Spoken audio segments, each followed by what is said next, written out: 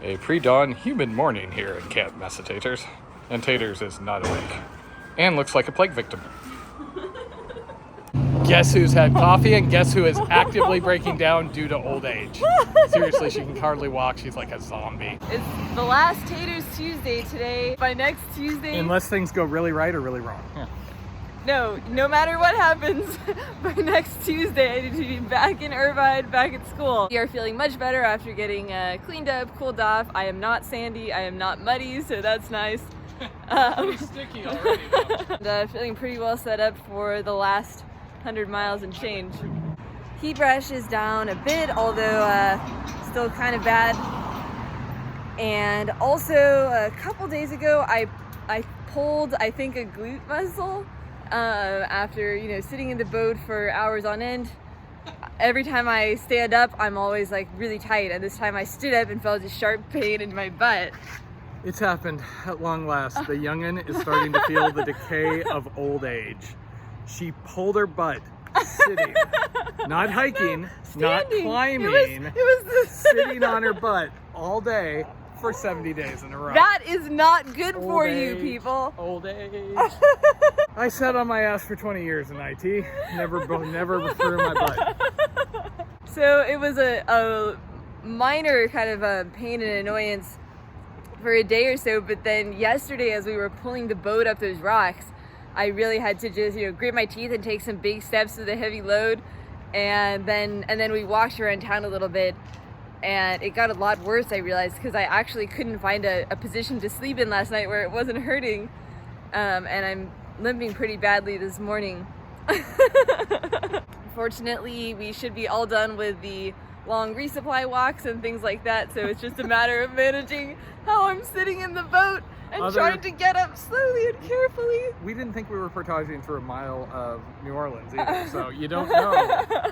Yeah, and there's no avoiding pulling the boat up. We gotta pull it up high enough to get out of the waves and tides and up to a place where it's secure, so that's probably the trickiest part of this trip left for me.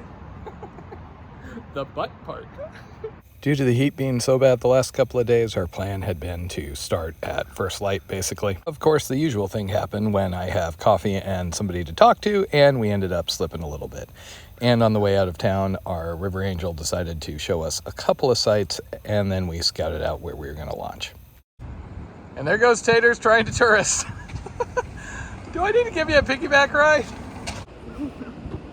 One of the things that kind of surprised us both during this trip was just how unfriendly the riverside towns are to actually getting in or out of the water if you have a small paddle craft.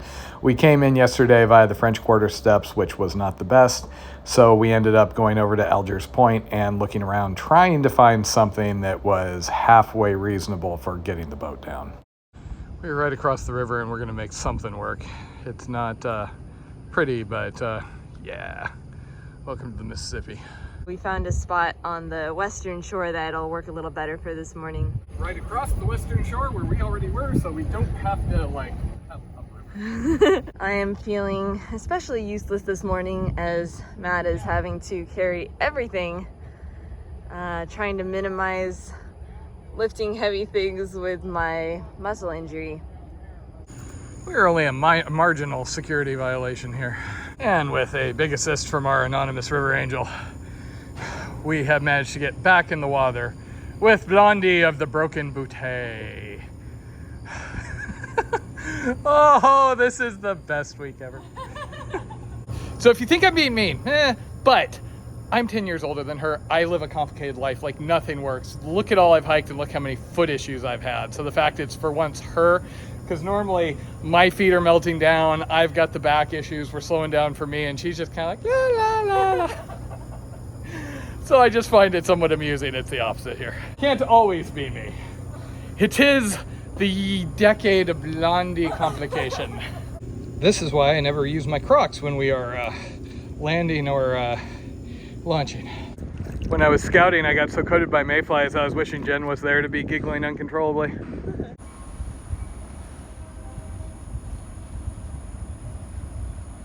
So we crossed yesterday right over here, and we actually took out at French Quarter steps. We were on the water later than we wanted to be, but we were playing tourists and having fun and drinking coffee. So Good news, that 95 up there means we are 95 miles from head of passes, and then it's another 13 or so to the end of South Pass, and then we may take a slightly longer route back.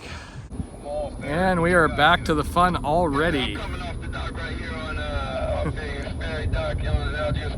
We are already in the thick of it here. We announced ourselves, but between the big ships and the towboats, which throw a lot of wake at us, we have been bouncing and doing our best to try and stay dry. At least for the moment, we have the wind and the current going our direction. We'll see how long that lasts. Honestly, we're just hoping we don't have to siesta today, because that cuts down our paddle time so damn much. Combine that poor Miss Taters there is in so much pain that she is actually taking ibuprofen, which again, that's usually the me thing. Man, you had your birthday, turned 64, and just like, pop. We just had some fun conversations with the last oil ship. Unfortunately, these big tall ones like this, it's hard to really communicate because they're so far up there. And nobody ever wants to just like gossip over the radio. Something about work, busy, traffic control. It isn't bad when the sun is blocked by the clouds, but the rest of the time, it is what one could call a double Somali pirate day. Good choices, Matt. About time. Just a couple miles out of New Orleans, and we got a break in the activity and a tailwind. So far, I've been really pleasantly surprised by the quality of the paddling coming out of New Orleans. There is still stuff around, some barge fleets and some ships anchored on the side of the river, but the shorelines have been pretty natural and pretty green. There are more oil plants up ahead, I believe, but we've had a pretty good run of just really nice, pretty shorelines here. For the shoreline, the barges have actually been like calling out for us and things like that. Yeah. That's what made this a good travel. I don't care about the shoreline. I care about not being run over by an oil tanker. Yeah, reasonable amounts of traffic, very considerate drivers, and the fact my ibuprofen has kicked in where I can forget about my hurting butt for a little bit. It is a very, very pleasant morning so far.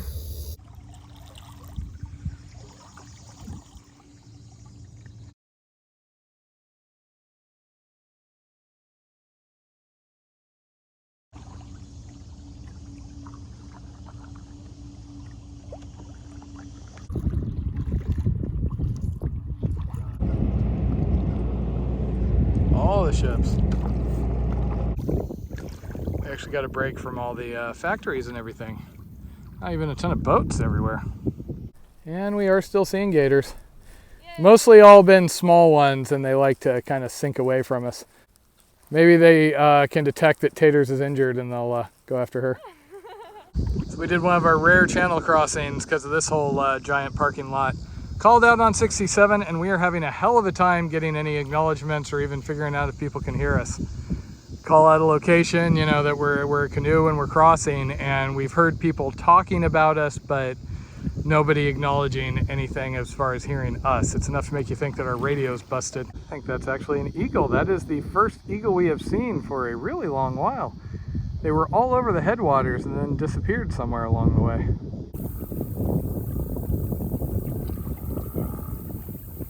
So the excitement here is, will Taters fall apart before we reach the Gulf or after? At the moment, it ain't looking good. She's been going downhill. I just need to manage my leg muscles a little bit, okay? Manage your decrepitude is what you're saying. It's that old age. Ever since you turned 60, it's just been straight downhill. Seriously, she had a birthday and then just... Old age hits us all. That's a fair-sized ship.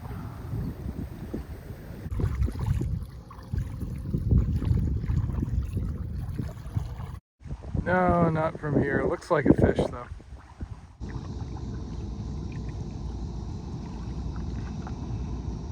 We have a little bit of a headwind here, but it is a rare type of headwind that is actually helping our progress. Because if there was no wind, we probably would have had to pull off in the shade already to escape the heat. With the headwind, it's cooling us off enough that we can actually continue paddling. There's one of the oil processing plants that we were warned about the smell. Not really smelling anything so far though from the other side of the river.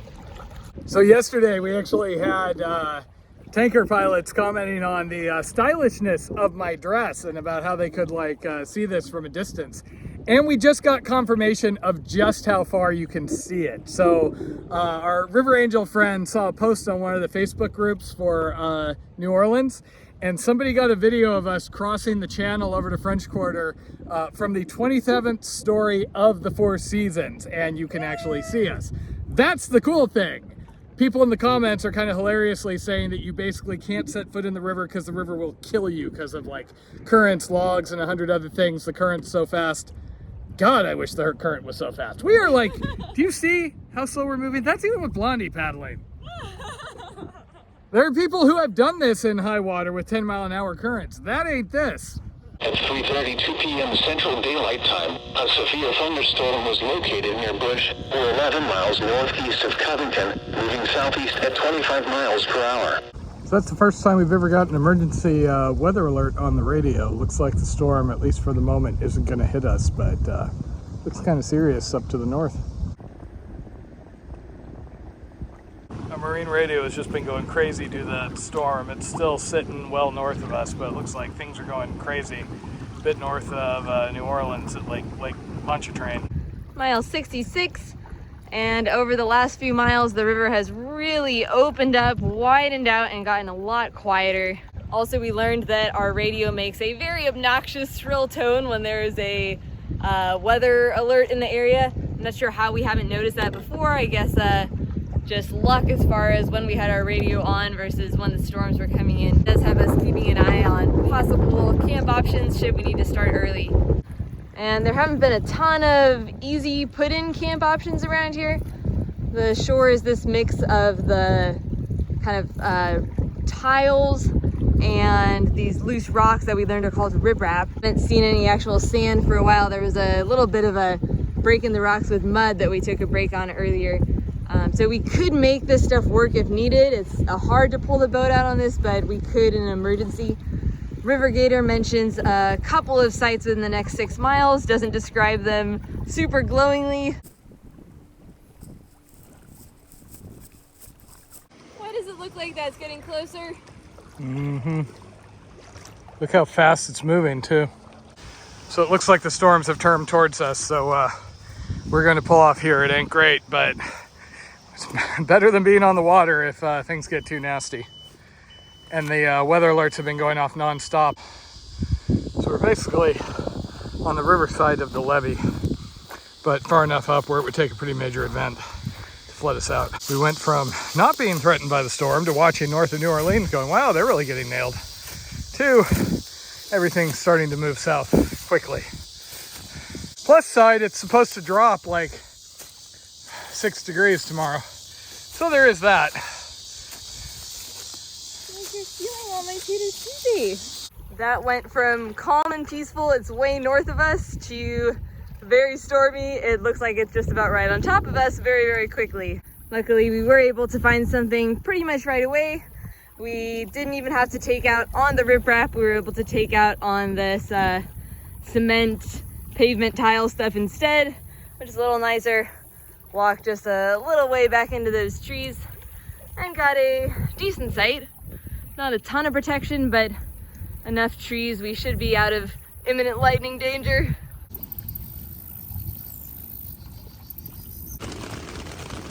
This is also the first time in about 2 weeks that we put the rain fly on. The New Orleans River Angel we stayed with gave us this tent fan, which is quite a luxury, and it is working out great when we have to be sealed up with a closed tent fly in 90-degree weather.